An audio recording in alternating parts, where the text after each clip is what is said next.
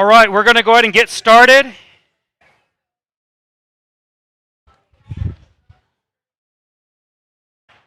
Let's go ahead and get started.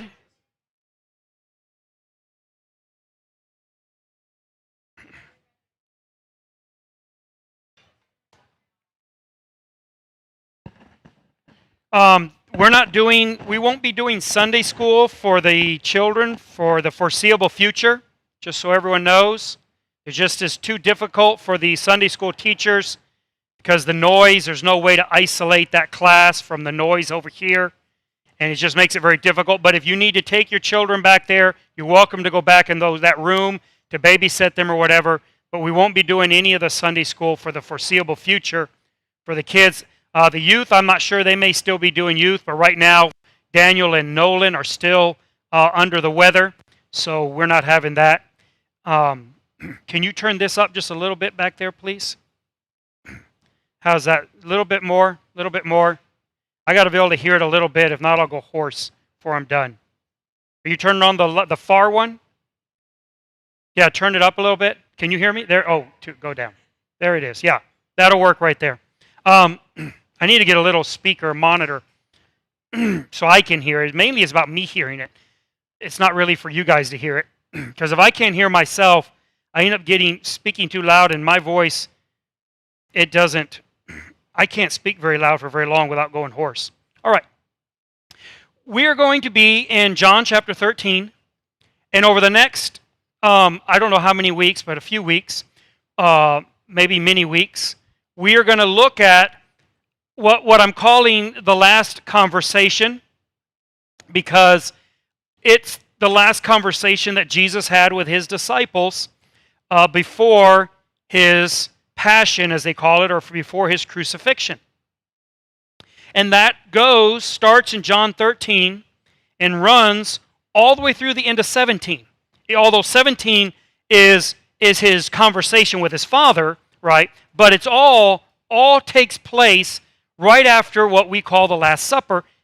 This is what takes place. John doesn't record the Last Supper in the sense of him actually breaking bread and saying, do this in remembrance. John doesn't record that.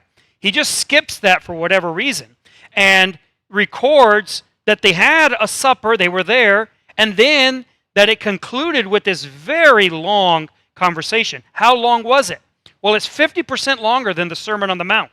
So if you just do a word count, it's substantially longer than the longest sermon we have of Christ with which he inaugurated his ministry, which really puts a nice, if you like symmetry, right, which I do, then it puts a really nice bookend to the ministry of Christ, because you have it started out with a real long sermon and ends with a very long conversation. So I like that. To me, that's just really nice. I like how the Scriptures kind of book in the ministry in that way. And so you have the beginning, which is a Sermon on the Mount, which is this proclamation. And then at the end, you have this, and it's public, right? The Sermon on the Mount's like this public exposure, this public presentation of himself, his ideas, his doctrines to the world. And then it ends with a very intimate conversation. And so I really like how John does that. And that's because the other Gospels largely deal with Jesus' public persona, right? They deal with how Jesus was in the estimation of everybody.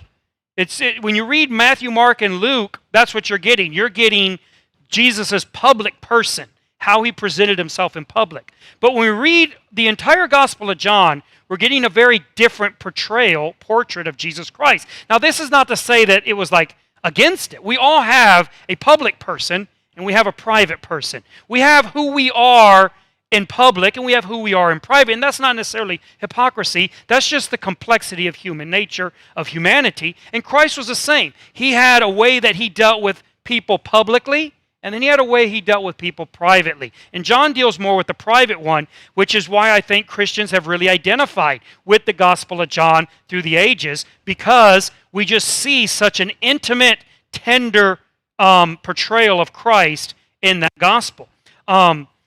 John is very unique also in that the last 10 chapters, or basically half of the book, all take place in less than 2 months of Christ's ministry. Right? So the other Gospels kind of spread out their Gospel across the ministry of Christ, more or less. John doesn't. It's heavily weighted to the end. So the last half of the book all take place in a space of 2 months. And chapters 13 through 17 in less than 4 hours. That whole thing is one conversation, and it all takes place in less than 4 hours, probably closer to 2 hours. So John has taken the lion's share of his gospel and dedicated it to a very short time period, which is why we find one of the reasons why John is so different than the other Gospels. He's dealing with something that they would have said in like a half a sentence or a little, phrase. He says, no, let's look into that. And he's going through and saying everything that happened in this very small amount of time. That to me is all very interesting. Now, dealing with this as the conversation that takes place from chapter 13 to the end of 17, I think we can divide this up, and this is kind of how we're going to divide it up going forward, as big divisions, and we'll have smaller divisions in it as we look at different portions of each one. But just like big divisions, we can divide up the conversation. We could say that chapter 13 chapter 13, 1 through 30, is Christ having a conversation with his enemies, which is what we're going to look at today, part of that. And then from chapter 13:31 to the end of chapter 16, we could say that that's his conversation with his friends. And then chapter 17, like I already said, we could say that's Christ's conversation with his Father. So Christ has this conversation where even though many are present, he seems to address these three main groups: his enemies, his friends, and his Father. And so that's how we are going to look at that now. Someone's texting me to make sure. Oh, they're asking, are we live? Did you already say go live? Is it streaming? Okay. Well, they're asking me if it's there. Okay, cool. So let me tell them it's there.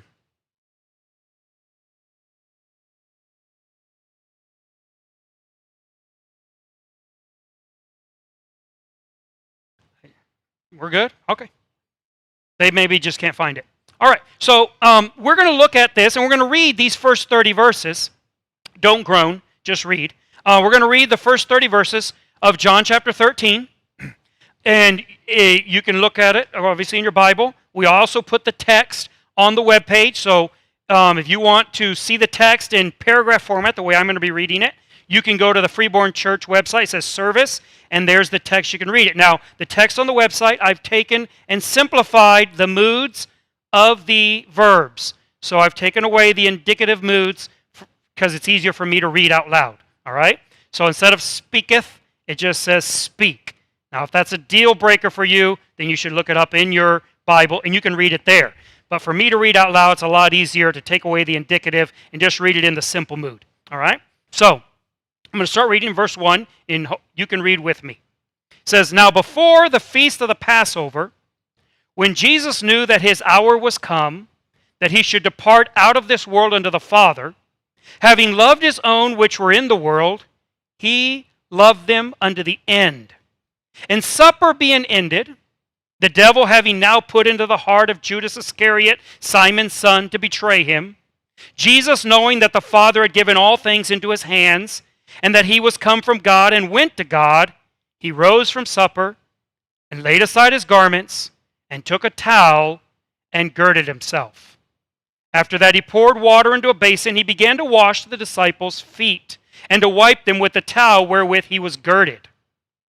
Then came he to Simon Peter, and Peter said unto him, Lord, do you wash my feet? Jesus answered and said unto him, what I do, you know not now, but you will know hereafter. Peter said unto him, You will never wash my feet. Jesus answered him, If I wash you not, you have no part with me. Simon Peter said unto him, Lord, Not my feet only, but also my hands and my head. Jesus said to him, he that is washed needs only to wash his feet, but is otherwise all clean. And you are all clean, but not all. For he knew who should betray him. Therefore he said, you are not all clean. So after he had washed their feet and taken his garments and was set down again, he said unto them, do you know what I've done to you?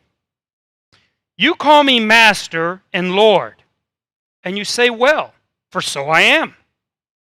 If I then, your Lord and Master, have washed your feet, you also ought to wash one another's feet. For I have given you an example that you should do as I have done to you. Verily, verily, I say unto you, the servant is not greater than his Lord, neither is he that is sent greater than he that sent him. If you know these things, you are blessed if you do them. I speak not of you all. I know whom I have chosen. But that the scripture may be fulfilled, he that eats bread with me has lifted up his heel against me. Now I tell you before it come, that when it come to pass ye may believe that I am he. Verily, verily, I say unto you, he that receiveth whomsoever I send receives me. And he that receives me receives him that sent me. When Jesus had thus said, he was troubled in spirit and testified and said, verily, verily, I say unto you, that one of you shall betray me. When the disciples looked, then the disciples looked one on another, doubting of whom he spake. Now there was leaning on Jesus' bosom one of his disciples, whom Jesus loved. Simon Peter therefore beckoned to him, that he should ask who it should be of whom he spake. He then, lying on Jesus' breast, said unto him, Lord, who is it? Jesus answered, he it is to whom I shall give a sop when I have dipped it. And when he dipped the sop, he gave it to Judas Iscariot, the son of Simon. And after the sop, Satan entered into him. Then said Jesus unto him, what you do, do quickly.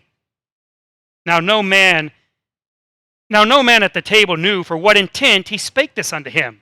For some of them thought, because Judas had the bag, that Jesus had said unto him, buy those things that we have need of for the feast, or that he should give something to the poor.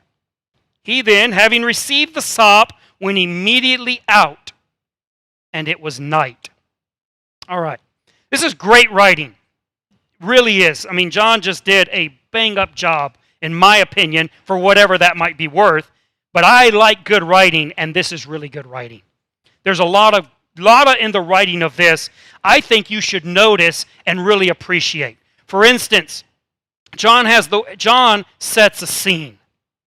So when you read that whole first paragraph, it's John setting the scene. It's like if John is a director for a Broadway play, and he's writing his libretto, and he is establishing the mood for what's coming after. So you have all these statements that appear kind of disjointed. They don't even have connecting words for them, right? It's just sort of semicolons, and it's these little short statements, and it's because he's setting the scene and the mood for how you need to understand and read what's coming after. And if you just look at those, you can see what they are, right? He says they're at the feast. It's before the feast of the Passover, so this is the overall mood of what's going on in Jerusalem. Now, if you're not real versed in what that would mean, well, this is a very exciting time for Jews. This is the big party. This is your Christmas, right? This is essentially that. This is the Passover. Everybody has gone up to Jerusalem. Jerusalem, which is a very small town, and really not a lot of people live in it. If you ever look at on a map what ancient Jerusalem is, it's not a very big place. It's a small place. But during the Passover, it is filled with people, packed with people from all over the world. It's not just Jews who come to this. Proselytes from all over the world come here for this time. All these feasts that take place during this whole time, they come for this, and this is the big one. So this is very exciting. The air is electric around this right now. And they're here with Jesus. And they can just sense that something big is going to happen. So that's where we're at in a macro sphere. We are right before the Feast of the Passover. Now Christ has taken his disciples and decided to have a supper that's going to take place, just them, an intimate supper. And they're going to sit there and they all feel like this is a time where we're going to relax and rest, because Passover is going to come, and then Jesus is going to be out there again, and we're going to see some really crazy stuff. Now, they didn't understand at the time that the real fireworks were going to happen right here in this supper. But that's what he's setting up. And he says, and this is Jesus' mindset, he establishes that also. Jesus knew that his hour was come and that he was going to depart from the world. Now, he didn't know that now, but you know it when you read it, and Jesus knew it. Now, they didn't know that. They didn't realize what Jesus was privy to, but Jesus knew, my hour's come, and I'm going to leave the world, and I'm going to leave all of you here without me. And that was obviously weighing on Jesus Christ. We know it did, because he prayed for them very earnestly, that their faith wouldn't fail and that they would be protected. So Christ, and that's what John said, he loved them unto the end. He loved them for all ages, is what that means. Forever. So this is Christ's mindset that he's setting up. And now the supper is ended, and the devil is put in the heart of Judas to betray Jesus. None of them knew these things. This is what's called in drama, it's called dramatic irony, right? That's right, Wesley knows. It's called dramatic irony. It's where you, the audience, know something that the protagonists, the actors, or I should say the characters is more accurate, don't know. They're unaware of it. You're sitting here looking in through this little peephole into this supper, this Last Supper, and into this conversation that's about to take place, and you know more, much, much more than they know as this conversation takes place. John wants you to know these things because he wants you to feel the weight, the impact, and to immediately be able to comprehend what matters in this conversation that they did not immediately comprehend. They did not. They didn't see how vital, how important what Jesus was saying really was. We know that because Jesus told them that there will become a time when you will then understand. And you're going to remember. He says, I'm telling you now, before then, so that when it does come, you remember, I told you. And that's what the apostles did for a very long time after the ascension of Christ, is they remembered what things Christ had said and how impactful and meaningful it was. Had they known what you know now, well, obviously they would have been paying much closer attention to these details and would have picked up on these. But they didn't know that his time had come. They didn't know that he was leaving them. They had no idea. They just figured this is going to be another great manifestation of the power of Christ at Passover. It's going to be a ton of fun. It's going to be amazing what he does. They did not realize the momentous occasion that they stood at the threshold of. So that's how John is setting this all up. Now, I also want you to notice in a more micro way how he's setting up what's about to happen. Because he says here, Jesus knows all this. Now, he also knows something else. He knows that the Father had now given all things into his hands. I really wish we had more time, and maybe we'll look at this later, but just to refresh your memory, kind of what he's talking about, we have to remember that Jesus Christ came in the world not as a reigning king, not even as the Son of God. I'm not saying he wasn't, but that wasn't how he was appreciated or seen or even how he interacted himself. But what we find is that Christ grew in knowledge and he grew in power, and that he had to learn, it says in Hebrews, through the things that he suffered. He learned certain things, and he came into, we would call it coming into his own. At a point when God had then turned over to him all power. And that's what Jesus says, right, after the resurrection. All power is given to me. So there was a time when, and I know this may stress your Trinitarian viewpoint, and it does. It makes it hard, I understand, but that's the complication of the Trinity, right? There's nothing to be afraid of there. But there was a time when Christ, as the born human being that in all fullness of God dwelt, did not have all power. And then there was a time when he did. Well, John says Christ knew in himself that at this moment God had given him all things. I want you to remember that as we go forward. It's very important. This is the scene he's setting. This is the lighting of the room that he is casting out there so you can appreciate what's about to happen. So he knows that the Father had given all things into his hand and that he was come from God and he was going to God. Now I want you to think about that for just a second with me. What kind of scene he is setting here. Christ knows all these things. Imagine having all that knowledge in your head and what you would do with it. Well, Christ does something really surprising. But I want you to consider how John here sets this scene, right?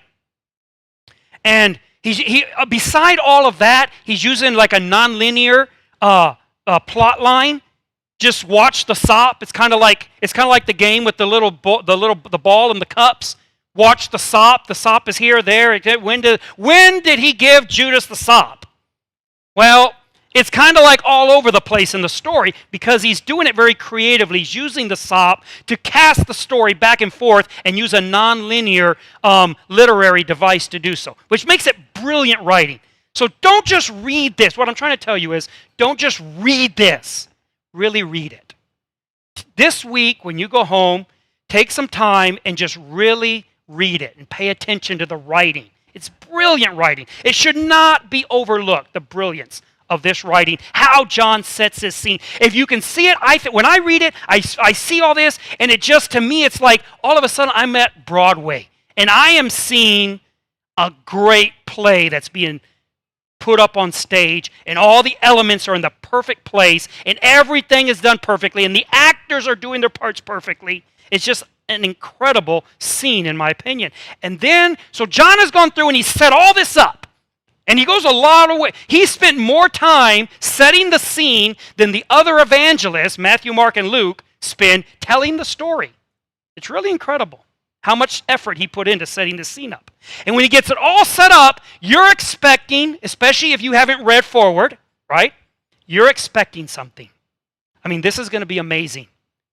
Christ is about, with all this knowledge, think about this. All this power, all power is given to him. All knowledge is given to him. He knows everything that's going to happen. It's his moment in time. And then John engages the gear, and he hits the gas, and he doesn't go in the direction we would expect. He goes in reverse. Completely surprises everybody. If you're not surprised, it's because you're not paying attention. You should be shocked. Because with all that knowledge and all that power and all that prescience, what Jesus does is he gets up, takes off his clothing, puts on a towel, and starts to wash people's feet. Now, is that number one on our list of things we're going to do when all power is given to us? Probably not. That's probably not right at the top of our list. As soon as I have all the power of the universe, I am going to wash your feet. That's why I haven't washed your feet yet, by the way. And Debbie says, and hopefully he never gets any power because I don't want him anywhere near my feet. Amen, she says.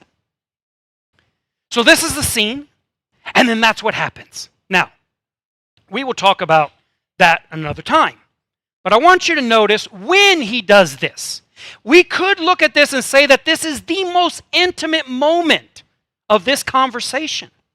It's where Jesus puts himself in the most vulnerable position in the entire conversation. And he does it right at the start. Why? Why is that meaningful when Jesus did it? It's meaningful because of who's present when Jesus does it. You have Judas Iscariot's there, and Satan is there. Now we know Satan isn't always there. In fact, later in the conversation, Jesus says that he knows when Satan is around and when he isn't. And that he timed what he told his disciples in order for Satan not to be there when he didn't want him hearing things he was saying.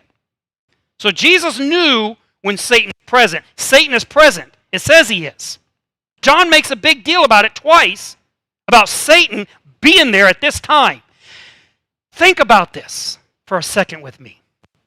Jesus has been given all power and all knowledge, and he's at the point of his ministry for what he came. This is his telos. This is his purpose in his entire life. His whole life has been going up to this. This is the moment. And his enemies are all present.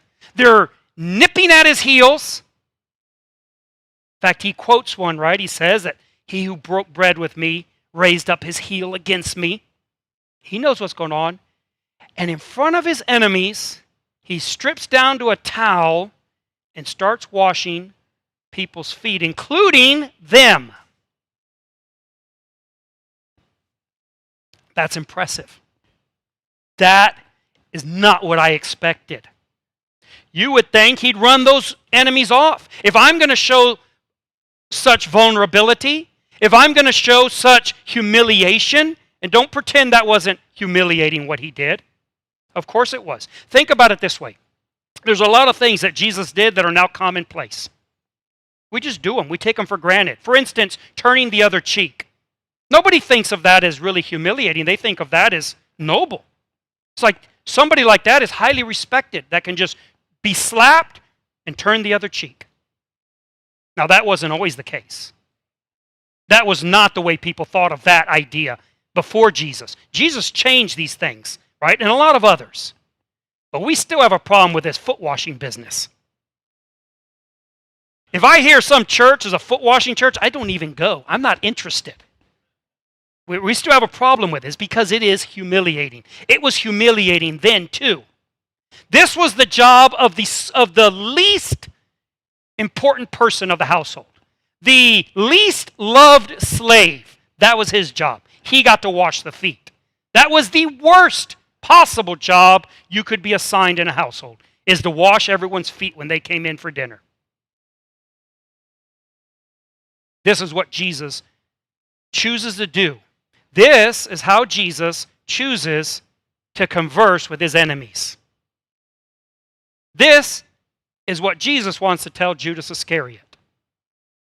This is what Judas wants Satan to understand. Because after this is done, they're gone. And then Jesus starts talking about all kinds of other things. And he quits talking about them when he says Satan is gone, is coming back. So this is what he wants Satan to hear. This is what he wants Satan to see.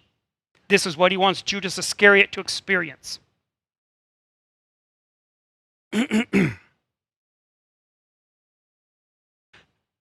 Excuse me. So let's talk about this with a little bit of time we have left and think about what it is that Jesus is telling his enemies, because he specifically and deliberately chose this time to have this conversation. And you need to understand that this is a conversation. I know it seems like it's action, and that's because in our culture, we don't do a lot of that. When we talk, we use our words and our mouth. But you look at different cultures, like the Semitic culture, and this is very common. Read the Old Testament. They constantly were doing these object lessons that were part of the conversation. Taking animals and dividing them apart and walking in between them. Taking off their shoe and throwing it out in the street. That was like marriage.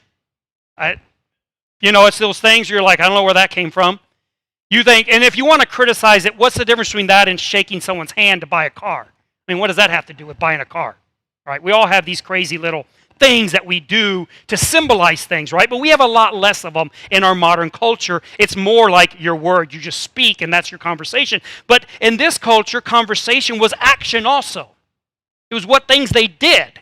And so Jesus wants to have a conversation with his enemies, particularly.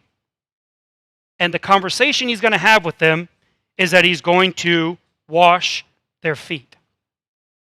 So why would he put on such a display of weakness in the face of his enemies? Because that was weakness. From every human perspective, what Jesus did there diminished him, devalued him, debased him. Anybody looking in. Now you say, well, I don't, but you have, but see, you're on the right side of the dramatic irony. You know what's going on. Anyone who didn't know what's going on looks in and sees this and says, this is not the king of the Jews. This isn't even the king of the room. Right? Why would Jesus do that? Why would he debase himself that way? Well, he was speaking to a number of different things. This part of the conversation, which was in action which is in deeds instead of words, was speaking to a number of things. One thing is, he was speaking to the truth that rituals, even the most sacred of them, have no power. It's a very important lesson that's taught here. Jesus deals with it not only in action, but also in words. Rituals, no matter how sacred, have no power in themselves. Everybody in that room got their feet washed, including Judas Iscariot. And it did him no good. None whatsoever. All he got out of the deal was wet feet. Huh? Oh, that's a good question. So why did he tell Simon he had to be washed? Well, we'll get to that in a minute. But that's a very good question.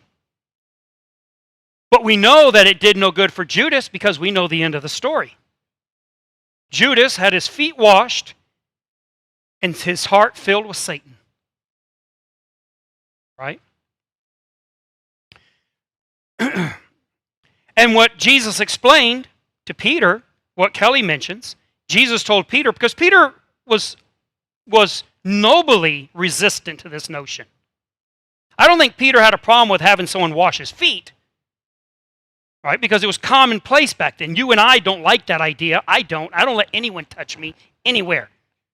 I don't understand people that want to go get a massage. To me, look, you know how you come up with things, how you can let everyone know you've been kidnapped? If you ever hear me say, I want a massage, you know I have been held against my will. I don't want anyone touching me at all. At all.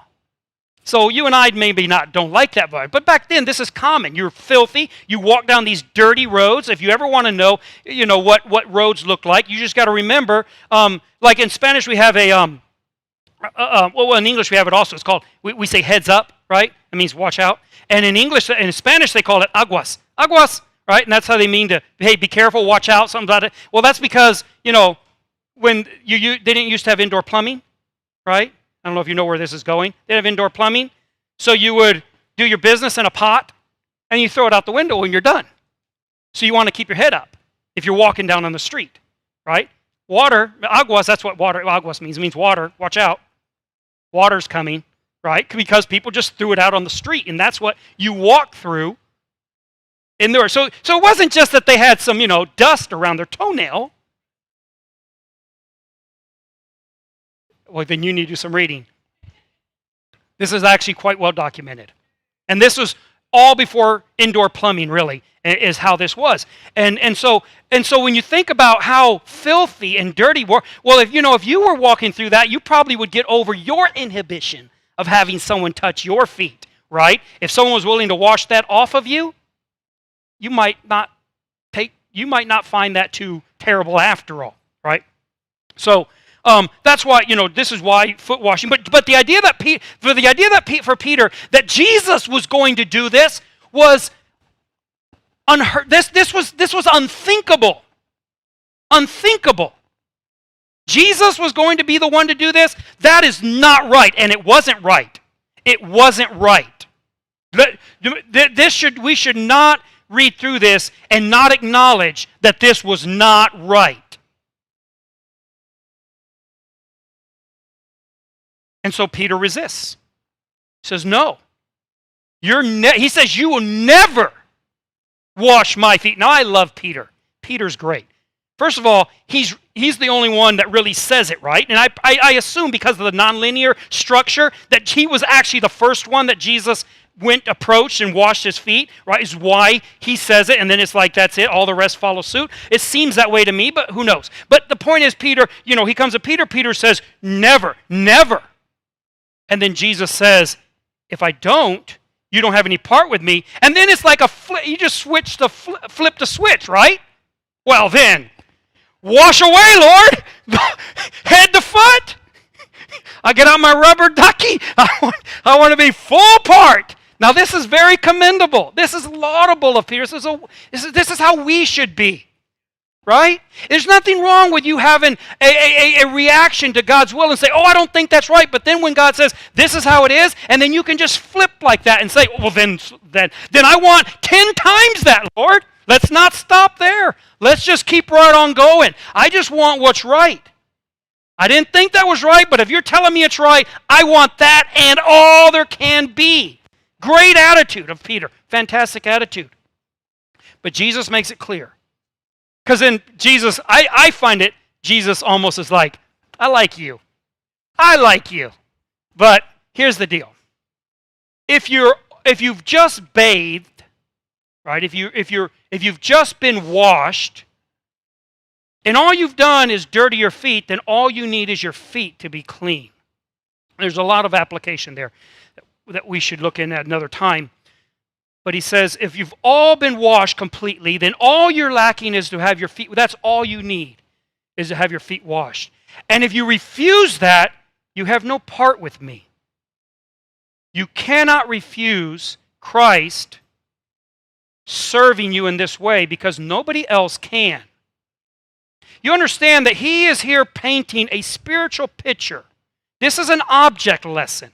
He is telling him what you need. It may not be right that I'm the one doing it, but what you need, no one else can do. And if you refuse this, let's call it daily cleaning, daily cleansing that you are in need of, it's not your whole body, but you do need it, and you refuse it from me, you are refusing me. How many people refuse Christ and the gospel in the exact same way? They refuse Christ because they count themselves, the Bible says they count themselves unworthy of eternal life. They look at it and say, Jesus shouldn't have to do that. It isn't that they despise Christ, it's that they elevate him to a point where they can't accept him. They cannot accept the idea that Jesus Christ had to become nothing so that they could be something, and they reject that gospel. Now, they think they're rejected, and this is largely the very religious people, right? The very religious people reject the gospel because they think that it's just wrong, that it's Christ that is going to clean them even from the most minute dirtiness that they might have on their foot. That they can't do it for themselves. It's not all pride. I know we like to say that highly religious people reject Christ out of all pride, but it's not always the case. Many times they are humble to a fault, and their humility is in their way. And they have to be willing to realize and to accept that they must receive Christ as he offers himself to them. As how would you put it? As difficult, controversial, paradoxical as that can be. Now, when Judas is washed, his feet is washed, it does him no good because of what Christ said in the negative space. Right? Christ said, If you're all clean, then all you need is your feet washed. Problem is, Judas wasn't clean at all. In fact, he was entirely contaminated. Satan had entered into his heart and dirtied him, soiled him. He was dirty through and through. And washing a little bit of dirt off of his feet was not going to be enough. This corresponds to too many people that we can find in Christian churches who come to church to get their feet washed. They come to Christian churches to get their feet washed. They want to feel better about things. They want to repent of certain things they've done that they know are very bad. And that's all, I guess, good. They want to get their feet washed. But they don't want to be all clean. They don't want to turn their entire self over to Christ. See, what Peter said is, if washing my feet is what will make you part of you, I want to give you my hands and my head. I want you to take everything, wash it all. And Jesus is saying, that's already done. That's already done. Problem with people that come to Christian churches often is they don't want to give Christ their hands and their head and their heart. They just want him to wash their feet, and that's Judas. Judas gets his feet washed, but his heart is Satan's. It does him no good. You would think if baptism, and this is a form of baptism, right? Because baptisms are washings. There's plenty of scriptural evidence for this. Forget about the whole debate of immersion, but this does correspond, at least in type, to baptism. And if you would think that if baptism could solve anything, surely it could have solved something here. Because it's Jesus doing the baptizing. He's the one doing it. There couldn't be any better. If it worked, it would work here. But it didn't work at all for Judas. Judas had no part in this. Second thing I want you to notice is that what Christ was speaking to here is he was speaking to the absolute powerlessness of evil. That evil had no power whatsoever. It's an error for us to see evil or to perceive evil as an opposing power or an opposing wisdom or an opposing purpose to God's power, God's wisdom, and God's purpose. It really isn't. Too often we think of God and Satan as being opposite poles of a magnet, pushing. That is just not true. That isn't even close to true. God is not struggling with Satan. There's no struggle. None at all. Satan has to ask permission for anything and everything he wants to do. There is no war. You just need to understand that right now. There is no war between God and Satan, and evil has no more power than darkness has. Darkness has an enormous amount of power on the blind and on the ignorant, but it has no power on light. None whatsoever. So if you're blind, you feel darkness is very powerful. It's palpable in your life. If you're physically blind, darkness is very powerful.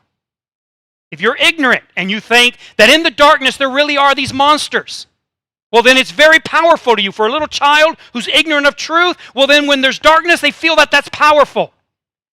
But that's only a relative power. That isn't real power. Because it has absolutely zero power against light. You turn on the light and the light doesn't ever struggle. It just evaporates the darkness. And you have to understand that that's what evil is like. Too often as Christians, we think we are struggling against a powerful enemy, which is evil, and darkness, and sin. And that's not the case. It just isn't the case. It feels that way because of our weakness and our blindness and our ignorance. It feels that way. But it isn't true. Christ came down and says, I want to show you how powerless evil is. I am going to strip down to a towel and beat them. I don't need an army. I don't need a throne. And I don't need robes and a crown. I can do it on my knees, stripped down to a towel with a bucket of water. Bring it.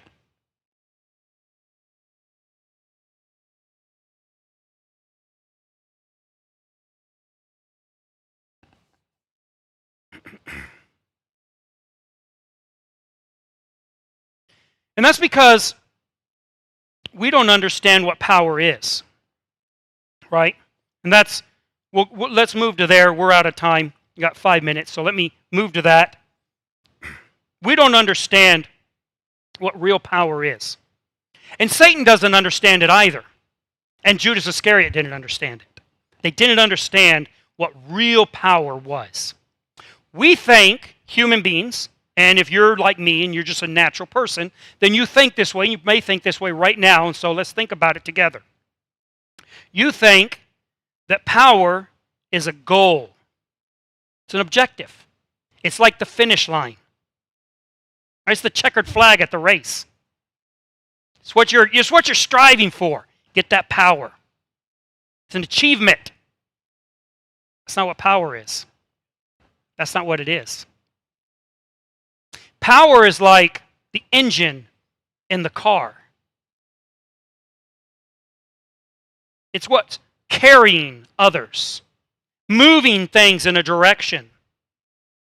Power has a selfless purpose to move things and carry things and help things.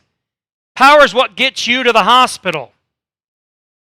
Power is what harvests crops so your neighbors can eat. Christ showed what real power was. Power was not claiming some throne on a kingdom. Power was moving his disciples to holiness. And of all the things we can look at in the Gospels where we can see the power of Christ, nothing, in my opinion, exhibits his power greater than this. That he could go there with a towel and a basin of water, change their lives. In the presence of Satan and Judas and everyone trying to stop him, he could make a difference like that. True power is what lifts others up, not what pushes them down.